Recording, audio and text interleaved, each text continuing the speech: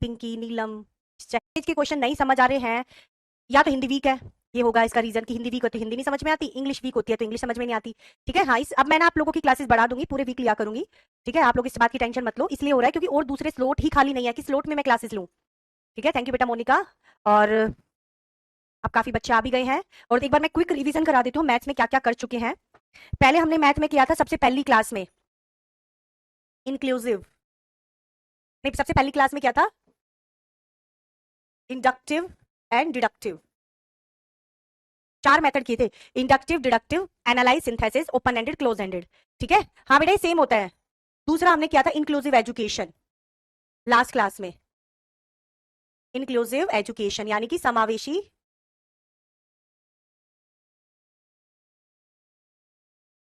समावेशी शिक्षा क्या होती है। ठीक है, ये हो जाएगा। टाइम मैनेजमेंट पे जल्दी एक वीडियो बना दूंगी। ठीक है, तीसरा आज जो हम पढ़ने वाले हैं वो पढ़ेंगे छोटे छोटे टॉपिक्स जो एग्जाम में आते हैं, लर्निंग डिसेबिलिटी, होमवर्क, और फिर आप लोगों का सबसे ज्यादा आता है इसमें एनसीएफ से क्वेश्चन आते हैं, वो पढ़ेंगे आज हम। ठीक है, तो फर्स्ट जनरेशन लर्नर से यहाँ पे क्वेश्चन जरूर आता है जो मैंने देखा है। हाँ, मैं 3 ट्रिक्स बता के चलती हूँ। 3 ट्रिक अपना सीटेट का पेपर क्लियर करना है, लो बच्चे पूछ रहे हैं तो बता देती हूँ। प्रैक्टिस हम कर लेंगे और 10 दिन में सिलेबस कंप्लीट हो जाएगा। अब मैं रेगुलर क्लासेस बढ़ाऊंगी, सिलेबस कंप्लीट होने के बाद मैं इतने क्वेश्चन करवा दूंगी, ये क्वेश्चन कर लोगे उसके अलावा कोई कुछ करने की जरूरत नहीं है। ठीक है, अब देखो आपको 3 ट्रिक याद करनी है सीटेट क्लियर करने की, शॉर्ट में बता देती हूँ आप कैसे क्लियर कर सकते हैं। पहली बात, आप 3 सब्जेक्ट पे कमांड पाओ भाई, 3 सब्जेक्ट कोई से भी चूज कर लो, अगर मेरे अकॉर्डिंग चलना चाहते हो तो मैं 3 सब्जेक्ट प्रेफर करूंगी। CDP, language first and language second, ये 3 आप पहले इनको स्ट्रॉन्ग करो। लैंग्वेज फर्स्ट, लैंग्वेज सेकंड, ये 3 हो जाते हैं 90 नंबर के। 90 नंबर आप स्ट्रॉन्ग कर लेते हो, पैसेज डेली एक करो, सीडीपी का एक टॉपिक करो और कुछ क्वेश्चन प्रैक्टिस करो, 1 घंटे में हो जाएगा ये सारा काम। फिर ये कर लेते हो, जब 90 नंबर स्ट्रॉन्ग हो जाते हैं तो 90 में से आपके 70 आ रहे हैं तो 20 ही तो बचे। फिर आता है भाई आपका दूसरा साइंस, या मतलब 60 नंबर बचते हैं जिसमें मैथ्स आ जाता है, साइंस आ जाता है। तो 30 नंबर का ये है, 30 नंबर का ये है, 30 30 में से आप हद मार के 20 25 तो ले ही आओगे, तो ये पॉइंट्स पे आप क्लियर कर जाते हो। तो पहला आप ये 3 है। ठीक है, दूसरा आपको करना है भाई अपना नेगेटिव वर्ड्स को कैसे निकाला जाता है। तीसरा आप टाइम मैनेजमेंट। ठीक है, और टाइम बहुत होता है सीटेट में तो इतना किसी भी एग्जाम में नहीं मिलेगा। चलो हम स्टार्ट कर लेते हैं। आज का जो टॉपिक है पहले पढ़ेंगे हम लर्निंग डिसएबिलिटी। इंक्लूसिव एजुकेशन आप लोगों ने पढ़ लिया होगा, आज हम पढ़ेंगे पहले लर्निंग डिसएबिलिटी।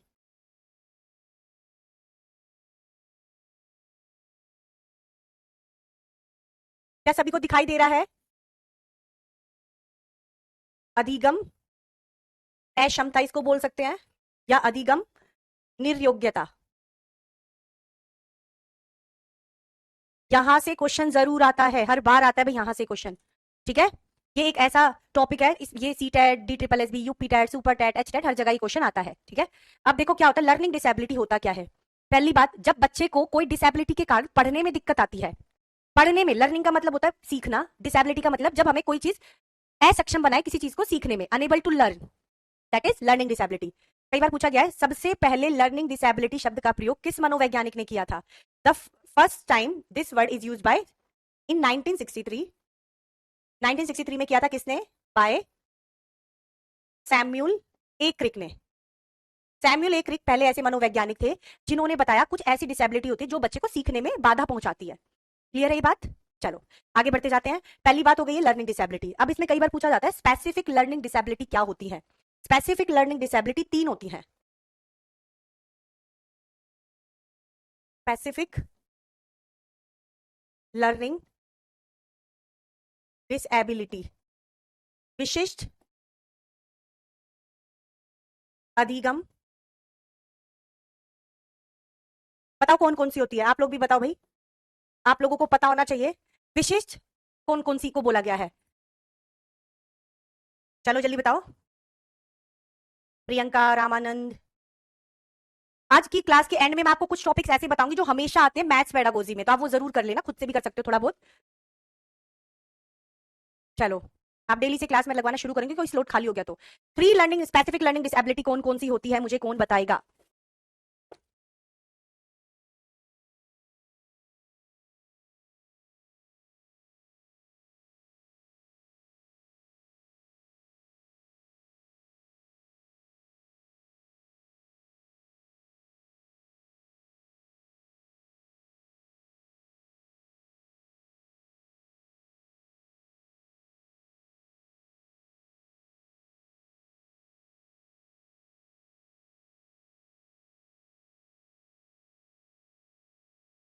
बताओ भाई। 3 होती है। पहली है डिसलेक्सिया, इसको हिंदी में भी डिसलेक्सिया ही बोलेंगे। दूसरी है डिसग्राफिया,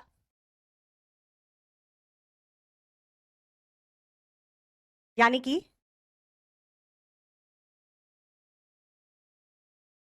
तीसरी है डिसकैलकुलिया।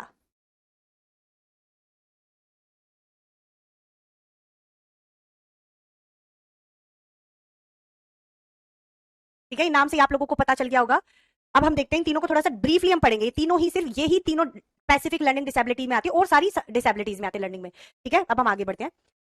पहली जो लर्निंग डिसेबिलिटी है डिसलेक्सिया, बताओ क्या मतलब होता है पहली, इसको थोड़ा डीपली पढ़ेंगे क्योंकि आजकल थोड़ा सा आगे की ही पूछी जाती है। डिसलेक्सिया, डिसलेक्सिया एक रीडिंग डिसऑर्डर होता है। क्या होता है? Reading disorder. रीडिंग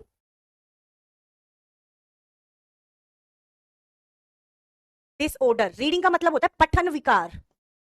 पठन विकार ज्यादातर तो यही पूछ लेते हैं, रीडिंग डिसऑर्डर। रीडिंग का मतलब ये नहीं है सीधा पढ़ दिया, मतलब वर्ड्स पढ़ दिया, सेंटेंस पढ़ दिया, that is not reading. Reading means understanding meaning, understand understanding meaning during reading. पढ़ते समय अर्थ ग्रहण करने की क्षमता, जैसे हम पढ़ रहे हैं, कोई टेक्स्ट हमने पढ़ा है, पढ़ते समय हम अर्थ कितना समझ पा रहे हैं उस टेक्स्ट का, दैट इज रीडिंग। ठीक है, ये नहीं है बस पढ़ देना, नहीं, वो भी एक टाइप से है, परंतु पढ़ते समय हम कितना अर्थ ग्रहण कर पाते हैं, तो ये होता है आपका रीडिंग डिसऑर्डर। पढ़ते समय, पढ़ते समय अर्थ ग्रहण कर पाना। रीडिंग डिसलेक्सिया एक न्यूरोलॉजिकल डिसऑर्डर होता है। क्या होता है ये? एक न्यूरोलॉजिकल डिसऑर्डर। इसका मतलब क्या होता है न्यूरोलॉजिकल डिसऑर्डर का? बताओ भी मतलब क्या होता है, बताओ। न्यूरोलॉजिकल डिसऑर्डर का मतलब, ये लास्ट टाइम सीटेट में आया हुआ क्वेश्चन है। न्यूरोलॉजिकल डिसऑर्डर का मतलब होता है कि ये बाय हेरिडिटी होती है। हेरिडिटी से हमें ये वाला डिसऑर्डर मिलता है। ये जन्मजात होता है। कैसे होता है ये? जन्मजात। ठीक है, ये जन्मजात है डिसलेक्सिया। क्लियर है? जल्दी जल्दी जुड़ते जाइए भाई।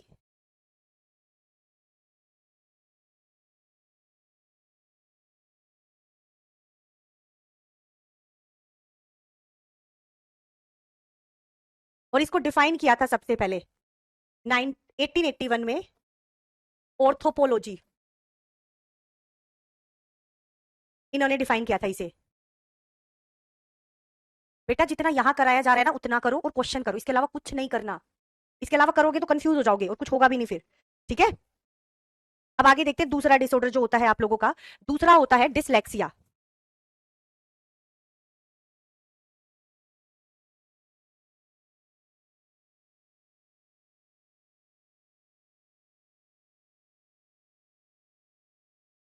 दूसरा है डिस्ग्राफिया। क्या होता है? डिस्ग्राफिया। देखो न्यूरोलॉजिकल का मतलब होता है इस वाली डिसेबिलिटी को हम ठीक नहीं कर सकते। ये ठीक नहीं हो सकती डिसलेक्सिया, क्योंकि जन्मजात होती है। जो चीजें जन्मजात होती है वो ठीक नहीं हो पाती। दूसरा है dysgraphia. Dysgraphia means writing disorder. Writing disorder यानी कि लेखन विकार। बताओ भाई क्या होता है लेखन विकार? हाँ भाई, महाराष्ट्र में भी सेम ही क्वेश्चन आएंगे कंचन।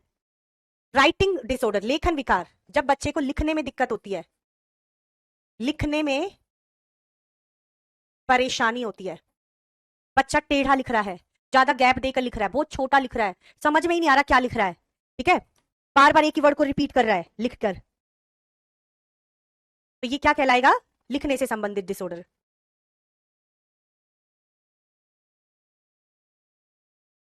अब आगे आते हैं, ये जो होता है ये एनवायर डिसग्राफिया बच्चे को एनवायरमेंट से मिलता है। ये हमें एनवायरमेंट से होता है। जब बच्चे को तनावपूर्ण एनवायरमेंट मिलता है तो लिखने में बड़ी दिक्कत आती है, और इसको हम bye practice, it can be improve bye practice, इसको हम अभ्यास द्वारा सही भी कर सकते हैं। अभ्यास से, जितना ज्यादा आप अभ्यास कराओगे राइटिंग सुधर जाती है और बच्चा लिखना भी सीख जाता है। ठीक है, अब आते हैं नेक्स्ट। तीसरा है डिसकैलकुलिया। क्या है तीसरा? डिसकैलकुलिया।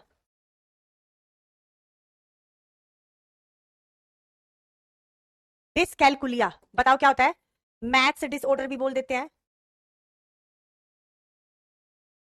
या कैलकुलेशन डिसऑर्डर भी बोल देते हैं, कैलकुलेशन डिसऑर्डर या गणना विकार इसको हिंदी में बोलेंगे, गणना विकार, गणित विकार भी बोल देते हैं, गणित विकार। जैसे कि आप लोगों को नाम से ही पता चल गया, जैसे कई बच्चे बता रहे रिधिमा, अंतिमा, विकास ने भी बता दिया, वेरी गुड मनीषा। यानी कि कुछ लोग, आप लोग थोड़ा बहुत आप लोगों को भी आता है ना, ऐसे सीखोगे, एक टाइम ऐसा आएगा आपको क्या पता मुझसे भी ज्यादा है, ठीक है। गणना करने से संबंधित कई बच्चे होते हैं ना, मैथ से बहुत डरते हैं, उनको मैथ समझ में नहीं आती, गणित के कार्य करने में बहुत दिक्कत आती है, जोड़ गणा गुणा भाग करने में दिक्कत होती है, क्या क्या नहीं कर पाते, प्लस माइनस मल्टीप्लाई डिवाइड नहीं कर पाते ये बच्चे ये चीजें नहीं कर पाते हैं, ठीक है। और क्या होता है, जो डेली लाइफ में हम मैथ लेना देना होता है, पैसों का लेना देना, वो भी नहीं कर पाते हैं, हिसाब किताब नहीं रख पाते हैं, ठीक है, हिसाब किताब नहीं रख पाते, पैसों का लेन देन ये नहीं कर पाते हैं। ये हर पेडागोजी का टॉपिक है, कॉमन टॉपिक है लर्निंग डिसेबिलिटी। 3 पढ़ी है, डिसलेक्सिया, डिसग्राफिया, डिसकैलकुलिया। अब चौथी पढ़ते हैं, ADHD, A D H D, ये भी कई बार आती है। एडीएचडी होती है attention deficit hyper active disorder, ठीक है। एडीएचडी, ध्यान अभाव अति सक्रियता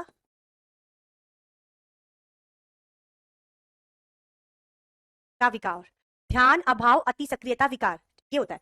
इसमें क्या होता है, अभी बच्चा ना लैक ऑफ अटेंशन, ध्यान नहीं रख पाता, लैक ऑफ अटेंशन, बच्चे का ध्यान एक जगह नहीं टिक पाता, जल्दी जल्दी ध्यान भंग होता, ध्यान जल्दी भंग होता है, थोड़ी सी देर के लिए भी किसी एक चीज पर कंसंट्रेशन नहीं कर पाता बच्चा, लैक ऑफ कंसंट्रेशन लिखो इसको, कंसंट्रेशन, कंसंट्रेशन, एक चीज पर समय, एक चीज पर ध्यान नहीं लगा पाता है बच्चा, कभी इधर ध्यान, कभी उधर ध्यान, कभी उधर ध्यान, ठीक है। और बच्चे का जो एक्ट हाइपर एक्टिव जो बिहेवियर होता है ना, वो एग्रेसिव होता है, एग्रेसिव बिहेवियर होता है,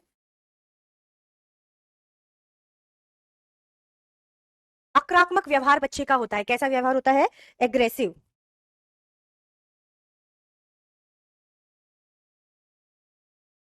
ठीक है। सीधी सीधी बात में करेंगे, मैम एक स्टूडेंट है जिसको हर तरह लर्निंग डिसऑर्डर हुए, हर तरीके के, अच्छा हो सकता है, ऐसा नहीं किसी एक बच्चे में एक ही हो और किसी बच्चे में एक भी ना हो और किसी भी बच्चे में एक से ज्यादा हो, एकाग्रता की कमी बोल सकते हैं, एकाग्रता, एकाग्रता की कमी, वेरी नाइस। चलो नेक्स्ट देखते हैं, 4 कर चुकी है, 5वीं। चलो मैं नाम लिखती हूँ, आप लोग बताओ, डिस अफेजिया क्या होता है, छठा, डिस मेमोग्राफिया क्या होता है, 7वां, डिस प्रेक्सिया क्या होता है, ये 3 आप लोग मुझे कमेंट करके बताओ, चलो। बड़ों में भी हो सकते हैं विकास, छोटों में भी हो सकते हैं, चंचलता ज्यादा होती है, वेरी गुड वेरी गुड। चलो आप लोग तीनों बताओ क्या होता है,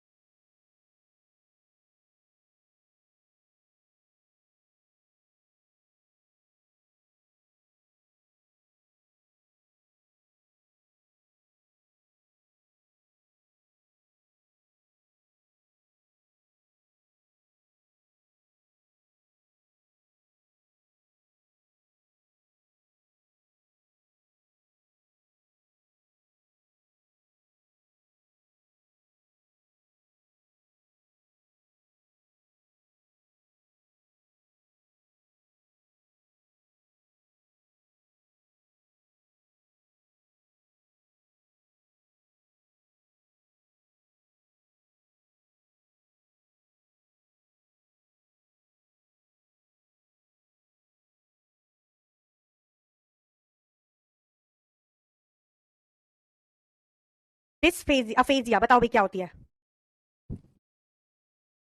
very good, no no no no, गलत गलत गलत,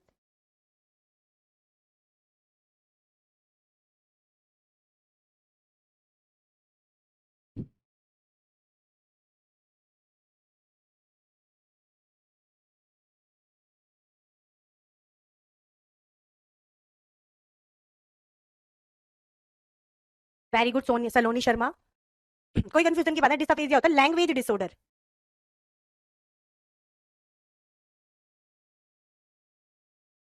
भाषा विकार।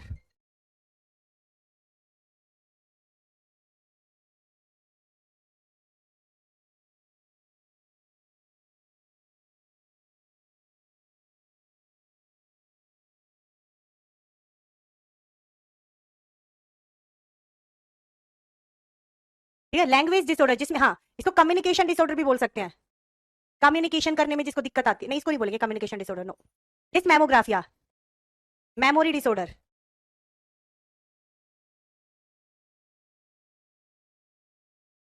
स्मृति विकार, स्मृति विकार। डिसमेमोग्राफिया बच्चे को जन्म के बाद होती है, या तो भाई जन्म के टाइम हो जाए, जन्म के बाद कोई चोट बच्चे को सर पे लग जाए। ठीक है, अब डिस्प्रैक्सिया क्या होता है इसको बताओ। डिस्प्रैक्सिया मीन्स क्या होता है बताओ। Lack of muscle control, lack of muscle control, मास मांसपेशियों नियंत्रण विकार। मांसपेशियों में दिक्कत होती है।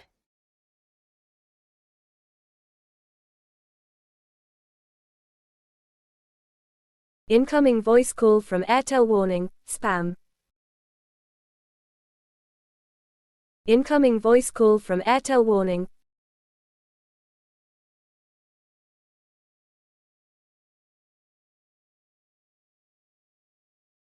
नियंत्रण में कठिनाई होती है।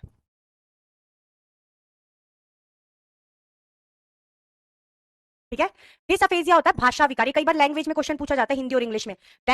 मोटर डिसऑर्डर, मोटर डिसऑर्डर भी बोल सकते हैं, मोटर डिसऑर्डर। ठीक है, डिसअफेजिया होता है भाषा लैंग्वेज डिसऑर्डर, यानी कि बच्चा भाषा का प्रयोग नहीं कर पाता, उच्चारण नहीं कर पाता, टैक और रै बोल देता है। ठीक है, तो ये क्या हो गया आप लोगों का डिसअफेजिया। डिसमेमोग्राफिया होता है बच्चा जल्दी जल्दी चीजों को भूल जाता है, जैसे हम भी भूल जाते हैं कई बार, बट वो नॉर्मल है, एक आधी चीज भूलना। हम बहुत सारी चीजें करते हैं, अब हम बड़े हो गए हैं, एक आधी चीज हमारे दिमाग से निकल जाती है थोड़े टाइम के लिए, वो बाद में हमें याद आ जाती है। डिस्प्रेक्सिया क्या होता है, लैक ऑफ मसल डिसऑर्डर। अपने काम बच्चा खुद नहीं कर पाता, ना अपना दूध पी पाता, ना कपड़े पहन पाता, क्योंकि वो कंट्रोल नहीं कर पा रहा अपने हाथ को, अपने हाथ कंगा नहीं कर पाएगा, कपड़े नहीं पहन पाएगा, उसके माइंड आई और हैंड में कोऑर्डिनेशन नहीं होता। लिखो, lack of control in, lack of control in mind, eye and hand, यानी कि बच्चे के हाथ, दिमाग और आईज पर कंट्रोल नहीं है, जिसकी वजह से बच्चा अपने काम खुद नहीं कर पाता। ठीक है,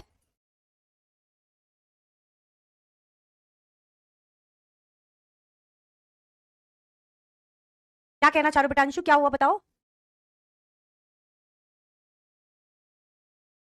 बताओ क्या दिक्कत हो गई है अंशु। ये क्लियर है, साथ के साथ डिस्ले, हाँ पेन ना पकड़ पाना किस में आएगा बताओ, पेन ना पकड़ पाना डिस्प्रेक्सिया में आएगा। क्या हुआ बताओ बेटा अंशु। हम्म,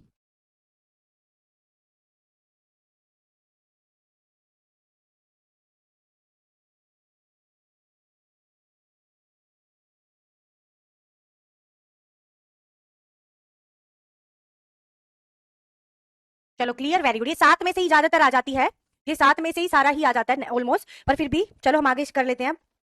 ओडिटेक्सिया होता है हियरिंग डिसेबिलिटी, आठवां, ओडिटेक्सिया, हियरिंग डिसेबिलिटी, यानी कि श्रवण विकार, श्रवण विकार। ठीक है, किसका सॉल्यूशन पूछो बेटा मीनाक्षी, नहीं समझ में आया किस चीज का आप सॉल्यूशन पूछ रहे हो। अच्छा, अब ऑटिज्म करते हैं, ऑटिज्म अब आएगा। हियरिंग डिसेबिलिटी, यानी कि देखो बोलेगा कुछ सुनेगा कुछ, है तो होता है ना, कई बार हमें भी एक आधी बार होता है, पर वो नॉर्मल है, पर हर बार ऐसा हो, बोल कुछ रहे हैं हो कुछ रहा है, ठीक है, तो वो क्या हो जाएगा, हियरिंग डिसेबिलिटी। अब आते हैं ओडी, ओटिज्म। ओटिज्म क्या होता है बताओ, स्वलीनता विकार, स्वलीनता विकार क्या होता है बताओ, स्वलीनता विकार क्या होता है। ठीक है, स्वलीनता विकार होता है जब बच्चे को सोशल इंटरेक्शन प्रॉब्लम इन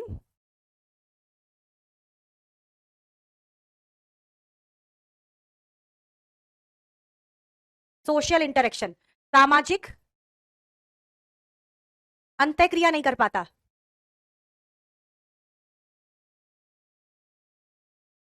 अपनी बात दूसरों को ना कह पाना, अपनी बात दूसरों को ना कह पाना, प्रॉब्लम इन कम्युनिकेशन, कम्युनिकेशन नहीं कर पाते। देखो कम्युनिकेशन का मतलब क्या होता है, संप्रेषण, संप्रेषण का मतलब होता है, देखो संप्रेषण का मतलब क्या होता है, इसमें बार बार बात को रिपीट करना, बिल्कुल सही, रिपीटिशन ज्यादा होता है इनमें, रिपीटिशन,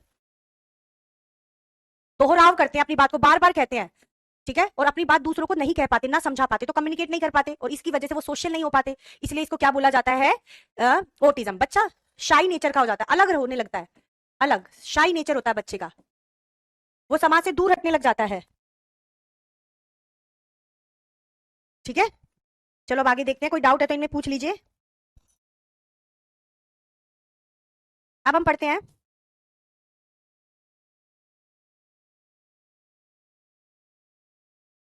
होमवर्क, पढ़ते हैं एक बारी, होमवर्क क्या होता है भाई। चलो भाई वेरी नाइस, अगर समझ में आता है। एक टॉपिक हम कर चुके हैं लर्निंग डिसेबिलिटी, अब दूसरा करते हैं, दूसरा जो है टॉपिक करेंगे अब हम होमवर्क। होमवर्क क्या होता है भाई, गृह कार्य, गृह कार्य कोई बताएगा मुझे होता क्या है। हर बच्चे को, सबको डेली होमवर्क दिया जाना चाहिए, ऐसा जरूरी नहीं है, किस क्लास में कितना होमवर्क दिया जाना चाहिए ये भी आजकल क्वेश्चन आ जाता है, ठीक है। तो देखो होमवर्क जो होता है ये होता है extension of learning, extension of learning, अधिगम का विस्तार होता है इससे,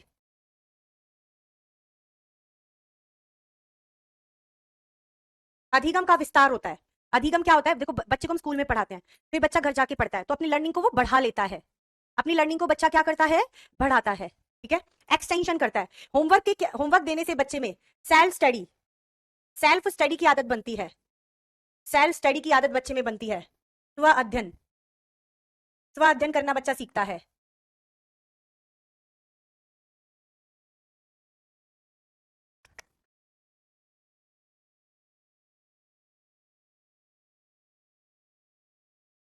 स्व अध्ययन बच्चा करता है। होमवर्क का सबसे बढ़िया है कि बच्चा क्या करता है, सेल्फ स्टडी की आदत बच्चे के अंदर बढ़ जाती है और बच्चा घर पे पढ़ना सीख जाता है,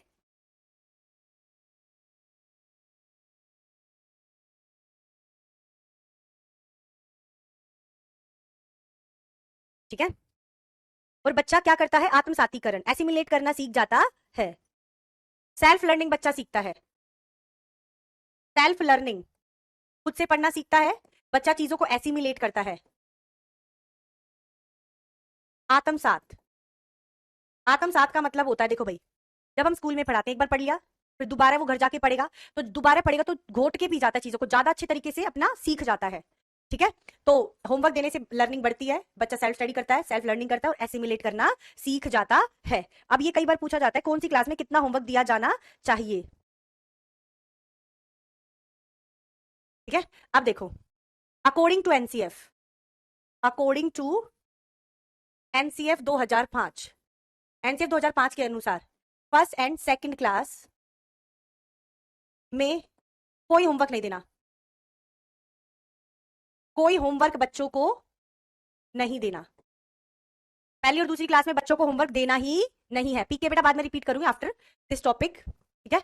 दूसरा, तीसरी से पांचवी क्लास में, तीसरी से पांचवी क्लास में 2 आवर्स इन आ वीक, यानी कि सप्ताह में 2 घंटे का होमवर्क, सप्ताह में 2 घंटे का होमवर्क देना है, ठीक है। डेली नहीं है, जरूरी नहीं है डेली दो, कभी क्रिएटिव कुछ भी, कभी दो कभी मत दो, पहली और दूसरी में तो कोई होमवर्क देना ही नहीं है, तीसरी से पांचवी तक सप्ताह में 2 घंटे का होमवर्क बच्चों को देना है, ठीक है। छठी से आठवीं तक देना है, छठी से आठवीं तक देना है 1 आवर आ डे। तीसरा है, एक बार लिख लो, 6 to 8 क्लास तक 1 आवर आ डे, दिन में 1 घंटे का, डेली 1 घंटे का होमवर्क देना है, ठीक है। अब बचा 9th to 12th class, 2 hour a day, प्रतिदिन 2 घंटे का, प्रतिदिन 2 घंटे का, प्रतिदिन 2 घंटे का होना चाहिए। अंजलि, क्या हुआ बेटा? देखो वंदना, होता क्या बेटा, डेली क्लास इसलिए नहीं हो पा रही क्योंकि कोई स्लॉट ही खाली नहीं है। जिस दिन स्लॉट खाली हो जाएगा उसी दिन मेरी क्लास लग जाएगी। ठीक है? हाँ, रिपीटिशन करता है बच्चा बात बात को, देखो मुंह से निकालता है पर उसके मुंह से वो निकल नहीं पाती है। हाँ, self study self learning assimilate. ठीक है? और कोई क्वेश्चन है तो पूछो जल्दी से, एक बार मैं आप लोगों के डाउट्स देख लेती हूँ। बेटा अगर आपने नंबर चेंज कर लिया तो इसके लिए हमारी टीम से बात करिएगा। ये कोई भी सब्जेक्ट में आ सकता है टॉपिक, होमवर्क वाला। अंजलि आपकी क्लास ज्वाइन हो गई है। ठीक है, अब आप लोगों को आई थिंक डाउट क्लियर हो गया होगा क्यों डेली क्लास नहीं हो रही, क्योंकि कोई स्लॉट ही खाली नहीं है। आज मैं पूछ लूंगी, अब एक आधा स्लॉट खाली हो गया तो मंडे से क्लासेस लग जाएगी। अच्छा, मैं थाली पूछ रही है। सिक्स, मेरी बेटी सिक्स में है, 8:15 से 4 बजे तक तो स्कूल होता है। इतना लंबा स्कूल ड्यूरेशन बहुत ज्यादा है। हाँ, अब आगे क्लासेस बढ़ जाएगी, कोई दिक्कत नहीं है। Hindi pedagogy I think sir ही कराएंगे, हिंदी वाले। प्रैक्टिस हम करेंगे ही करेंगे। अब ये क्वेश्चन एक जरूर आएगा, होमवर्क कौन सी क्लास में कितना देना चाहिए। अब हम पढ़ते हैं एक और टॉपिक। चलो एक बार देख लेते हैं दोबारा, ये बच्चे बार बार पूछ रहे हैं क्या पूछा जा रहा है, देख लेते हैं। डिसलेक्सिया होता है रीडिंग डिसऑर्डर, ठीक है, ये सबको क्लियर है। फिर आता है डिसग्राफिया राइटिंग डिसऑर्डर, ये भी सबका क्लियर है। Dyscalculia maths disorder, maths disorder यानी कि जिसको गणित में दिक्कत आती है। अभी पर ऑटिज्म ही देख लेते हैं। ADHD attention deficit hyper activity disorder, इसको सुधारा भी जा सकता है, ये भी लिखो। इसको सुधारा जा सकता है, सुधारा जा सकता है। सुधारा जा सकता है कैसे? पहले स्टॉप, थिंक, एक्शन। रुको, सोचो, करो। कई बच्चे होते हैं ना बहुत जल्दबाजी में होते हैं। रुको, सोचो, करो। इसको बार बार रिपीट करो, रुको, सोचो, करो। रुको, सोचो, करो। बार बार ये रिपीट करवाएंगे तो बच्चे में थोड़ा सा कंसंट्रेशन बढ़ेगा और उसका उतावलापन कम हो जाएगा। ठीक है, एडीएचडी होता है ये, इसको हम सुधार सकते हैं। आगे देखते हैं। एनसीएफ की फुल फॉर्म नहीं पता भाई? मोनुमिता मंडल, ये तो बहुत इजी क्वेश्चन है, चलो बता दूंगी।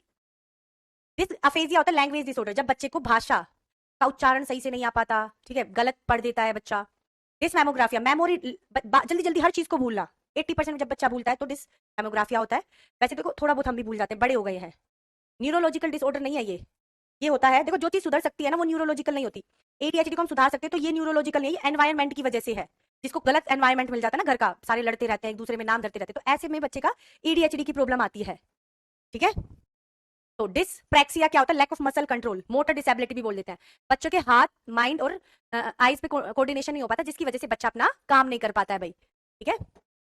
ओडिटेक्सिया हियरिंग डिसऑर्डर, बच्चे को बोलेंगे कुछ सुनेगा कुछ। ओटिज्म क्या होता है? स्वलीनता विकार, बच्चा बार बार रिपीट करता है, एक ही बार को रिपीट करता रहेगा, मुंह में से कुछ बोलना चाहता है बोल नहीं पाता, अपनी बात दूसरों को समझा नहीं पाता, बच्चा इस वजह से सोशल नहीं हो पाता है। जब सोशल नहीं हो पाएगा तो समाज से हटने लग जाएगा। ये होता है ओटिज्म। समझ में आ गया? जल्दी बताओ। काजल पूछो बेटा, यामिनी। हाँ, एनसीएफ की फुल फॉर्म पूछी भैया एक बच्चे ने, बता देती हूँ। होमवर्क बच्चों को दिया जाता है, पहली दूसरी में कोई होमवर्क नहीं होगा। होमवर्क देने से बच्चे में लर्निंग बढ़ती है, स्वाध्याय की आदत बढ़ती है, बच्चा चीजों को अच्छे तरीके से समझ पाता है। पहली और दूसरी में कोई दूसरी तक कोई होमवर्क नहीं, नर्सरी केजी पहली दूसरी तक कोई होमवर्क नहीं। तीसरी से 5वीं तक 2 घंटे का सप्ताह में, डेली नहीं, 1 आवर अ डे। छठी से 8वीं तक, 9वीं से 12वीं तक 2-2 घंटे का होमवर्क होना चाहिए। ठीक है।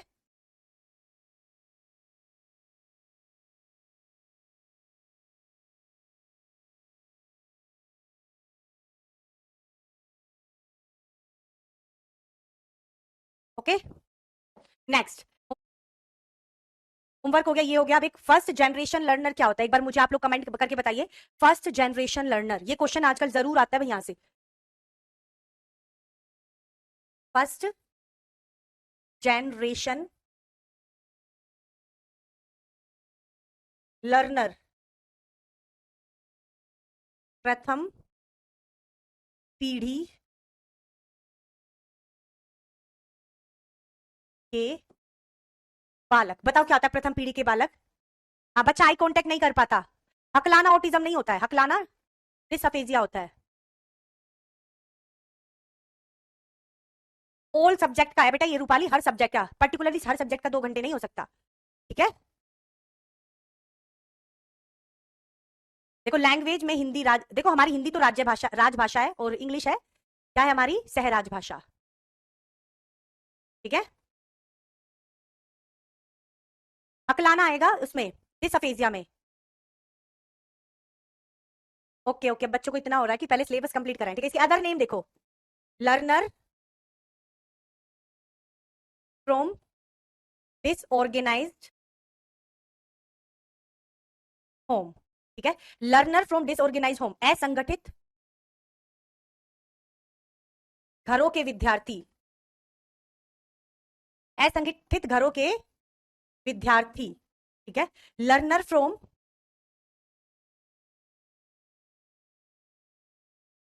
मार्जिनलाइज्ड, ठीक है, लिखो लर्नर फ्रॉम मार्जिनलाइज्ड होम, हाशिए पर बड़े विद्यार्थी, हाशिए पर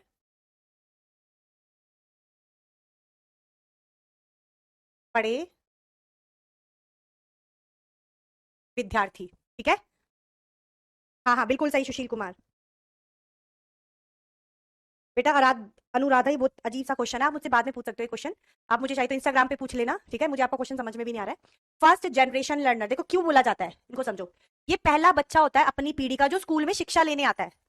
फर्स्ट जनरेशन, अपनी पीढ़ी का पहला बच्चा, इससे पहले इनके परिवार में कोई पढ़ा नहीं होता, कोई भी पढ़ा लिखा नहीं होता, पेरेंट्स इनके इलिटरेट होते हैं।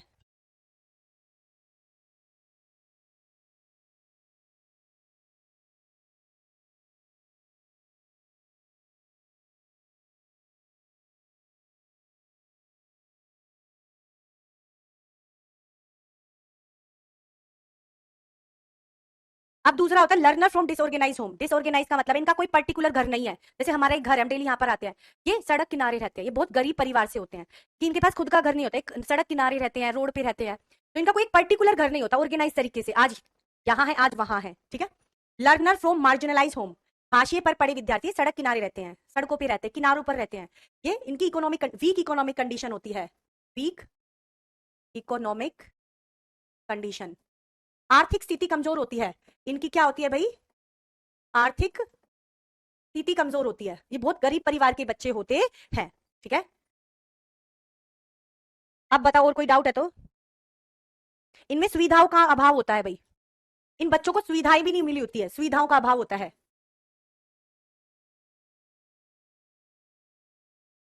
सुविधाओं का अभाव, फैसिलिटीज इनको नहीं मिलती जो नॉर्मल हर बच्चे को मिलती है ना, वो फैसिलिटी भी इन्हें नहीं मिलती। इन्हें खाने पीने के लिए भी सड़कों पर भीख मांगनी पड़ती है।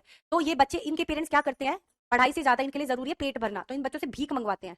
तो ये इनके पेरेंट्स ये नहीं चाहते कि उनके बच्चे पढ़े, उनके बच्चे भीख मांगे और पेट भर ले बस। इनका ये पर्पज होता है पेरेंट्स का। तो इनको वो बेसिक फैसिलिटी जैसे हमें मिली होती है, रोटी कपड़ा मकान, वो भी इनको नहीं मिली होती बेसिक फैसिलिटीज, ठीक है। अब देखते हैं कि फर्स्ट जनरेशन लर्नर के जो बच्चे होते हैं उनकी कौन कौन सी प्रॉब्लम्स आती है, किन किन समस्याओं का सामना करना पड़ता है, ठीक है। किन किन समस्याओं का सामना करना पड़ता है, प्रॉब्लम्स फेसिंग बाय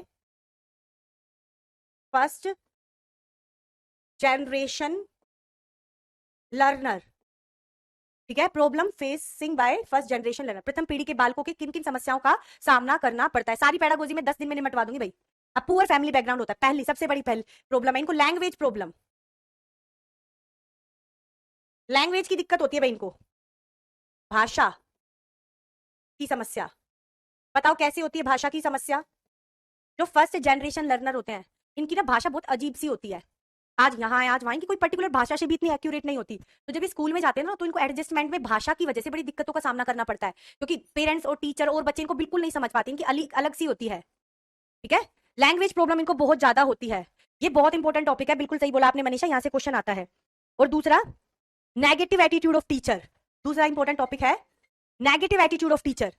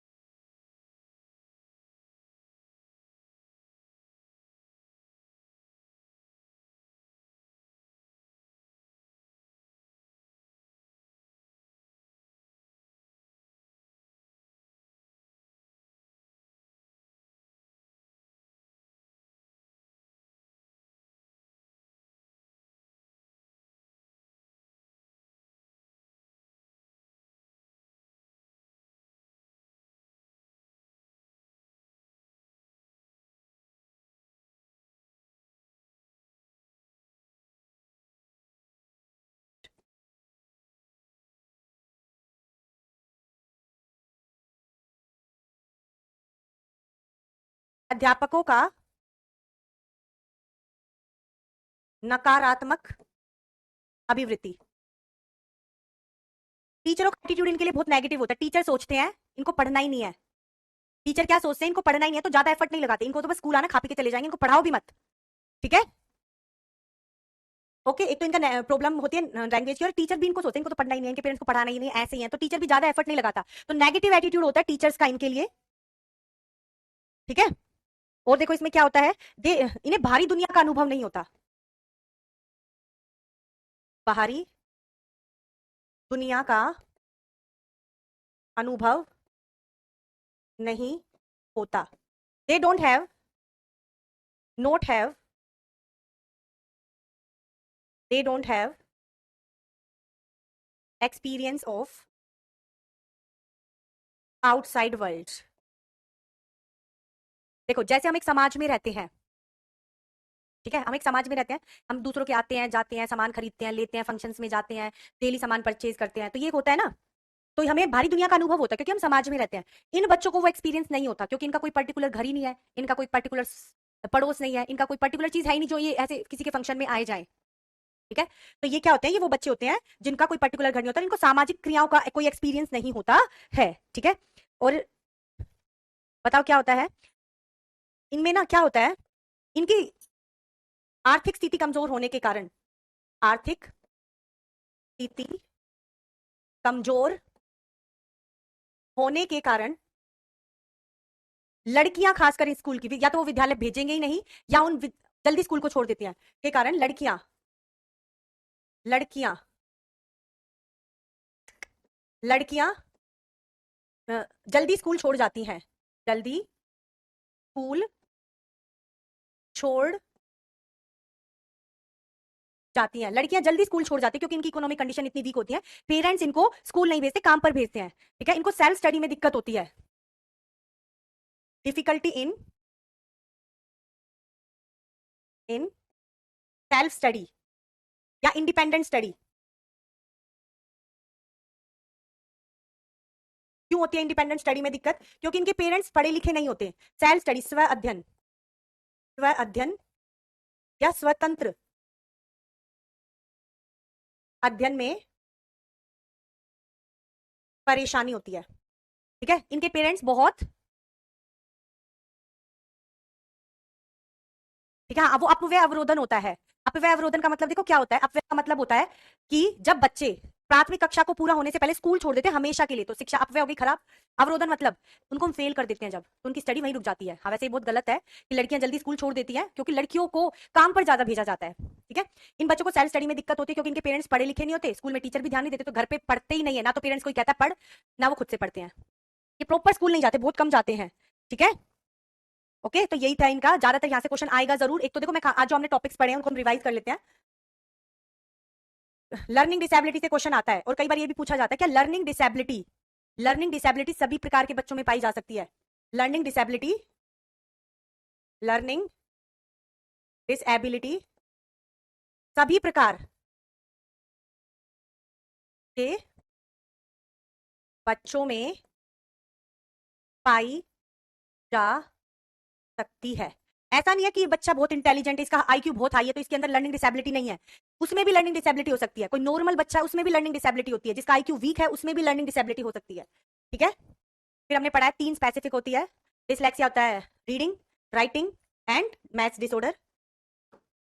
फिर एडीएचडी हमने पढ़ा है, फिर डिसग्राफिया, डिसअफेजिया, डिसमेमोग्राफिया, डिस्प्रैक्सिया, ऑडिटेक्सिया, ऑटिज्म। फिर हमने होमवर्क पढ़ा है।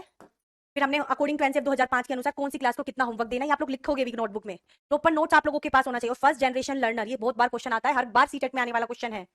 भाई सेल्फ स्टडी जब आप घर पे जाके पढ़ोगे, एक तो बच्चे खुद से पढ़ते नहीं है, बच्चों को कहना पड़ता है पढ़ो, जब तक पेरेंट्स कहेंगे वो पढ़ते नहीं है। कई बार धीरे धीरे घर पे आदत भी बनानी पड़ती है ना, पेरेंट्स कहेंगे तो बच्चे पढ़ेंगे, पढ़ेंगे तो उनकी आदत बनेगी। तो सेल्फ स्टडी जब तक नहीं हो पाएगी जब तक पेरेंट्स का रोल नहीं आता है। ठीक है, चलो अब हम हो गया क्लास ओवर। प्रॉब्लम ये फेस करते हैं, उनको लैंग्वेज प्रॉब्लम होती है, नेगेटिव एटीट्यूड होता है टीचर का, भारी दुनिया का अनुभव नहीं होता है, आर्थिक स्थिति कमजोर होती है due to weak economic condition, girls left school, लड़कियां जल्दी स्कूल छोड़ जाती हैं और इन बच्चों को सेल्फ स्टडी सेल्फ लर्निंग में बहुत दिक्कत आती है। ये ट्रिबल कम्युनिटी के बच्चे होते हैं, बिल्कुल सही नहीं, सड़क किनारे जो रहते हैं वो भी हो सकते हैं, ठीक है। एनसीएफ का फुल फॉर्म है, अंगूरी परवीन बेटा लिख ही लो, चलो यही लिख देती हूँ। एनसीएफ का फुल फॉर्म है नेशनल करिकुलम फ्रेमवर्क, राष्ट्रीय पाठ्यचर्या की रूपरेखा। मैम एक क्वेश्चन आया था सरकारी भाषा कौन सी होगी, तो आंसर क्या होगा, ऑप्शन बताओ। सरकारी भाषा होगी आप लोगों की हिंदी, यामिनी हिंदी होगी, ठीक है। अब डेली होगी, हम क्लास लेंगे, bye, take care, all the best. Note जरूर बनाना, आप लोगों को पीडीएफ मिल जाएगी, ठीक है। और भाई कोई डाउट पूछना तो मुझसे जरूर जुड़िएगा, मेरे इंस्टाग्राम पर मैं जरूर आप लोगों को रिप्लाई करूंगी, और मेरा यूट्यूब चैनल टीचिंग वायर।